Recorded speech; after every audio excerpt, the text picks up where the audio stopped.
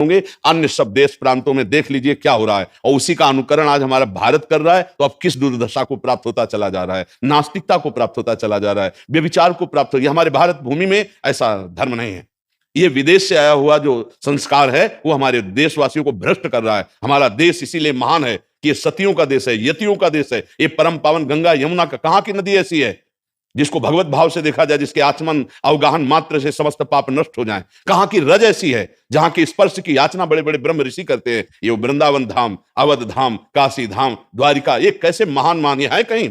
इसलिए भारत भूमि ऋषियों की भूमि है, यतियों की भूमि है, महाभागवतों की भूमि है। इसलिए भगवान यहां अवतार लेते हैं। समझ पा रहे हो किसका प्रश्न है? हाँ, समझ पा रहे हो आप? हाँ, ये आज जो हो रहा है हमारे भारत भूमि का लक्षण नहीं है। ये बाल अवस्था से लेकर व्यभिचार जो प्रारंभ हो जाता है, गर्लफ्रेंड बॉयफ्रेंड, ये लिव इन रिलेशन, ये गंदी बातें हमारे देश की नहीं है। ये हम दूसरे देशों का अनुकरण कर रहे हैं, दूसरे देश वाले हमारे देश का अनुकरण करना चाहते हैं।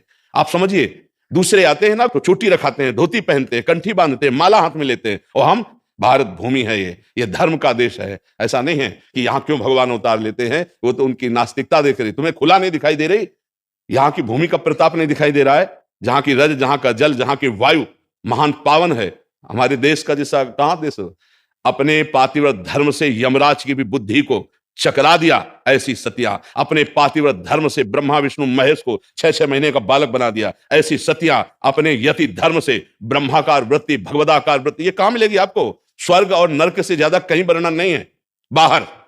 तो स्वर्ग और नरक से ज्यादा नहीं, जीवन मुक्त अवस्था, भगवान को अधीन करने वाला प्रेम, ये भारत भूमि में विराजमान। इसलिए भगवान यहां उतार लेते हैं। है सर्वत्र समूहम सर्वभूतेषु, उस कोई ऐसा कण नहीं जिसमें हमारे भगवान न विराजमान हो। चाहे कोई भी देश हो, कोई भी देश हो, कोई जड़ चैतन्य हो, भगवान स्वयं बने हैं। वासुदेवा स्वरमिति, सब कुछ वासुदेव ही है। वासना वासुदेव